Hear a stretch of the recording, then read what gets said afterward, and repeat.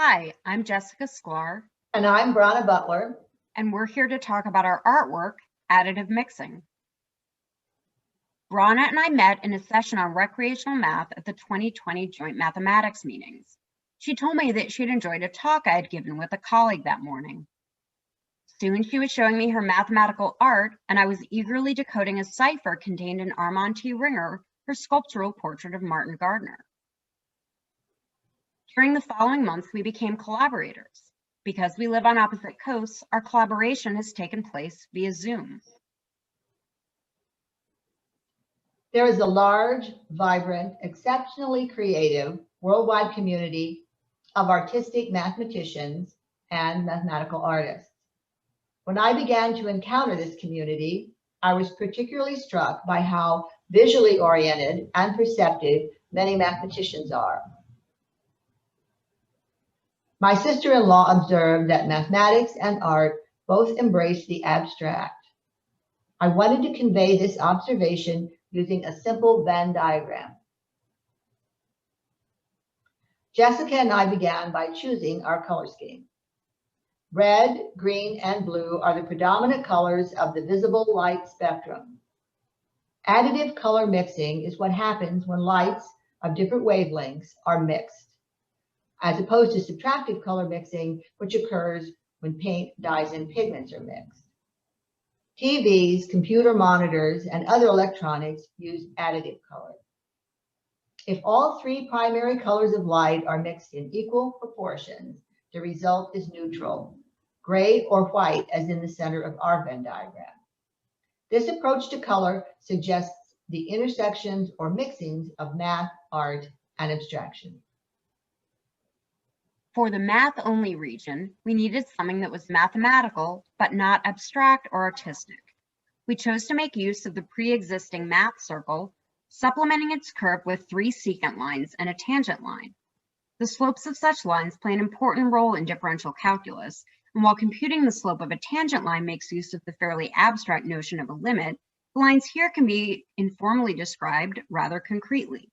Each secant line connects 2 points on the curve, while the line tangent to the curve at the point P is the line that glances off of the circle at that point. Also, while they are arguably attractive, these lines might not be viewed by many as artistic, so these seem like good choices for the math-only region. We chose to populate the intersection of the math and abstraction circles with a commutative diagram of the type found in category theory, the mathematical theory of structures and systems of structures. This is quite an abstract area of mathematics, colloquially referred to as abstract nonsense, though it is not nonsensical at all.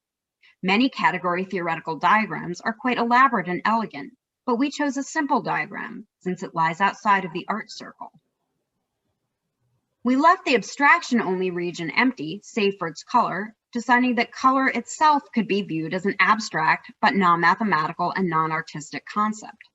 This choice can certainly be questioned. Our perception of color is governed by science. But imagine if you were to try to describe the color red to someone who cannot perceive distinctions in color. You could describe its wavelength, but that probably wouldn't give the person a good sense of how that color appears to you. Surfaces have been decorated for centuries with tessellations.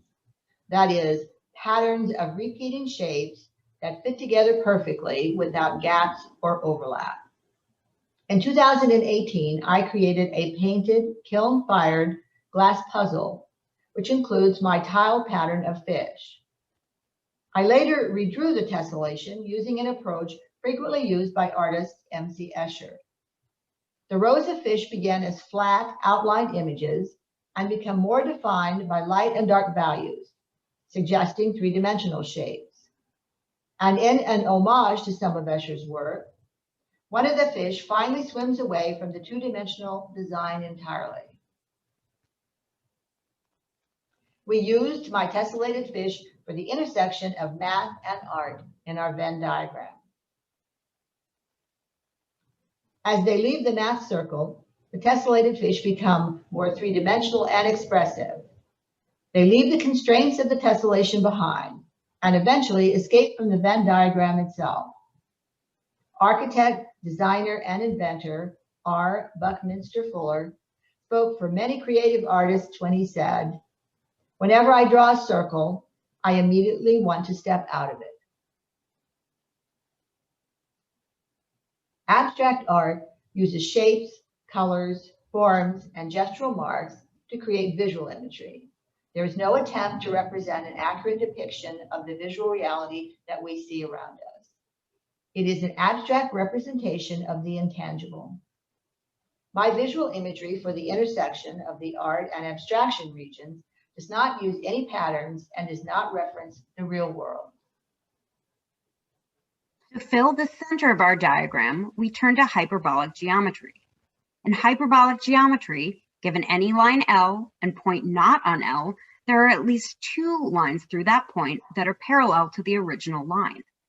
This is in contrast to the parallel postulate of Euclidean geometry, which essentially specifies that there is exactly one such parallel line. Mathematician H.S.M. Coxeter's work, Crystal Symmetry and its Generalizations, contained this tiling of the Poincare disk model of the hyperbolic plane with 30, 45, 90 triangles. The notion of hyperbolic space is rather abstract, and the image has great artistic value.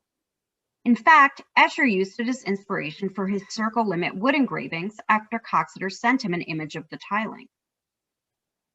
Our pattern for the central region of our Venn diagram is a portion of Coxeter's 30, 45, 90 tiling. Our choices for this piece were subjective, and viewers may disagree with some or all of them.